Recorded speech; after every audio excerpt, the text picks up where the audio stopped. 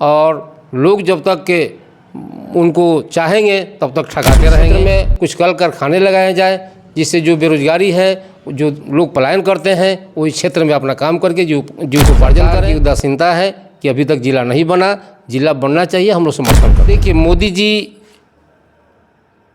बहुत प्रलोभन की बात करते हैं जनता से। नमस्कार, स्वागत है आपका मेरे चैनल टॉक एनालिसिस में। मैं हूं फैयाज। अभी हम मौजूद हैं सिवान जिला के बसंतपुर, जो महाराजगंज क्षेत्र होता है, लोकसभा क्षेत्र है, बसंतपुर क्षेत्र में हैं। और डॉक्टर सत्येंद्र प्रसाद डिग्री कॉलेज जो है, उसके डायरेक्टर साहब हमारे साथ मौजूद है, सत्येंद्र जी, जिन्होंने निर्दलीय चुनाव लड़ने का ऐलान कर दिया है। और तमाम प्रत्याशियों में एक दहशत सी फैल गई है कि सत्येंद्र प्रसाद जी चुनाव मैदान में आए हैं और चुनाव को त्रिकोणीय बनाने की प्रयास कर रहे हैं। आइए सत्येंद्र प्रसाद जी से बात करेंगे और जानेंगे कि इनका क्या मुद्दा है। सर, स्वागत है आपका।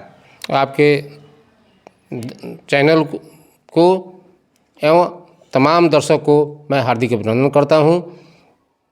मैं 2024 का लोकसभा चुनाव जनता के सहयोग से लड़ने का मन बनाए हैं। तमाम पार्टियां अपनी अपनी घोषणा पत्र लेकर आती है, लेकिन वह सिर्फ कागज़ तक ही सीमित रह जाती है। हम जो भी कार्य करेंगे, हमारा जो भी मैनिफेस्टो होगा, गरीबों का होगा, बहुसंख्यक समाज का होगा, और मैं धरती पर जो चीज़ है उसको संसद तक पहुंचाने का काम करेंगे कि जो भी समस्याएं लोगों के सामने है, जैसे खेती बाड़ी की समस्या, सिंचाई की समस्या, नहर है पानी नहीं है, बिजली को नियमित किया जाए, इस क्षेत्र में कुछ कल कारखाने लगाए जाए जिससे जो बेरोजगारी है, जो लोग पलायन करते हैं, वो इस क्षेत्र में अपना काम करके जीविकोपार्जन करें। स्वास्थ्य और शिक्षा के क्षेत्र में भी हम अच्छा कार्य करने का प्रयास करेंगे। लुभावनी बात हम नहीं करते हैं, न करेंगे। जहाँ तक हो सकेगा, हम लोग किसान परिवार से आते हैं, बहुत पूंजीपति घराने से हम लोग नहीं हैं कि बहुत धन बल के बल पर चुनाव हम जीतने की बात करेंगे। हम जनता की आवाज़ बन करके, जनता के काम को करके, कुछ बुनियादी काम जो है उसको करके हम चाहेंगे कि इस चुनाव में अपनी भागीदारी बढ़िया दें, जनता का समर्थन प्राप्त करें और जीतें। जब देखा जाता है कि बिहार और चाहे किसी भी क्षेत्र का अगर चुनाव हो बिहार में, तो जातीय समीकरण पे होता है। और जिस क्षेत्र से आप चुनाव लड़ने की बात कर रहे हैं, वो बिहार का चित्तौड़गढ़ कहा जाता है। यहाँ पे राजपूतों की बहुत ज़्यादा आबादी है। आप ओबीसी समाज से आते हैं, तो कैसे चुनाव लड़ेंगे और कैसे जीत पाएंगे?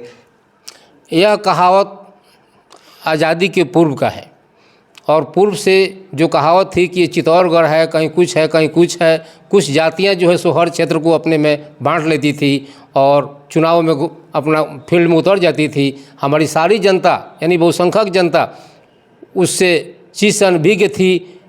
1931 में जनगणना हुआ था। उस जनगणना को बहुत लोग नहीं पढ़ते हैं, नहीं जानते हैं, क्योंकि उसमें भी सारा चीज़ क्लियर कर दिया था कि किसकी कितनी आबादी है। नीतीश कुमार ने जो जनगणना कराया, उस जनगणना में सबका पता चल गया कि हम कितना में हैं, कितना में नहीं हैं।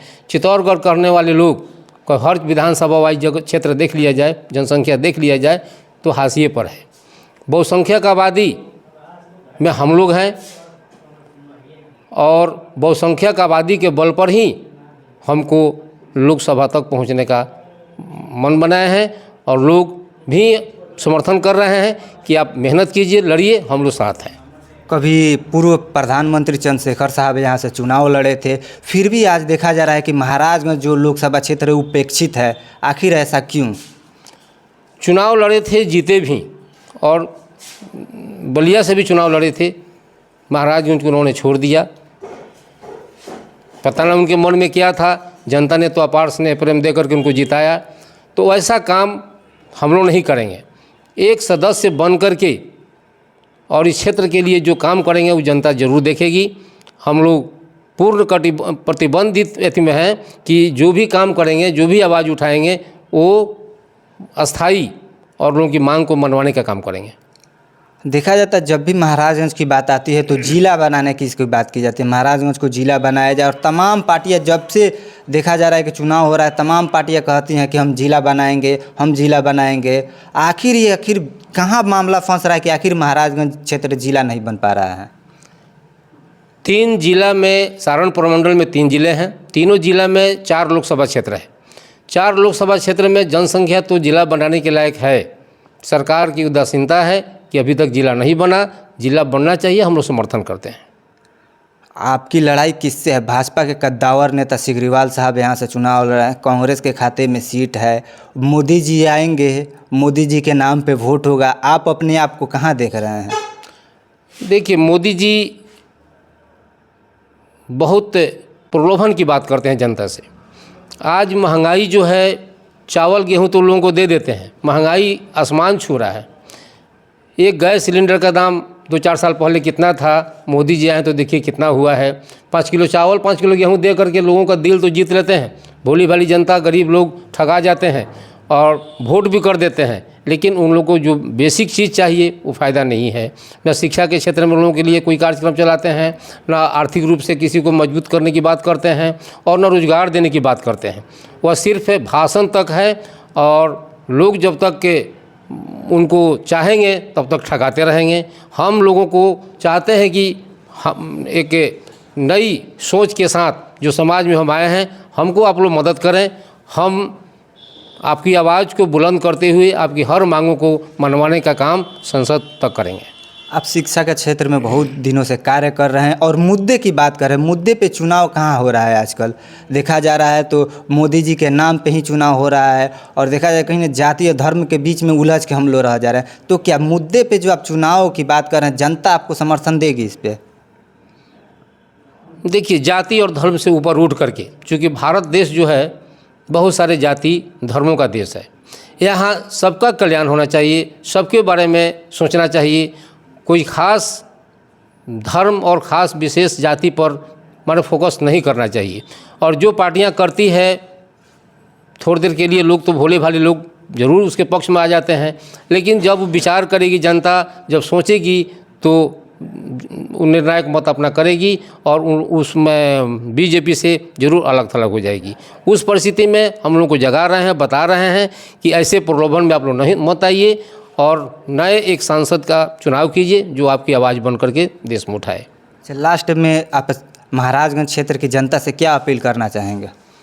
हम अपील करेंगे कि जनता का सेवा उनके परिवार का एक सदस्य के रूप में बन के करेंगे, उनका बेटा और भाई बन के करेंगे, और जन जन तक गरीबों के घर में दीप जलाने का काम करेंगे।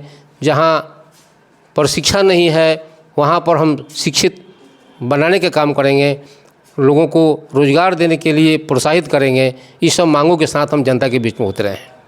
तो ये थे सत्येंद्र कुशवाहा जी, जिन्होंने बेबाकी से हमारे सवालों का जवाब दिया। अब महाराजगंज की जनता ही तय करेगी कि आने वाले समय में किसे वो अपना सांसद बनाती है, जो मुद्दे की बात करता है उसे चुनती है, या जो प्रलोभन देकर लोगों को बार बार बरगला रहे हैं उन्हें चुनती है। धन्यवाद।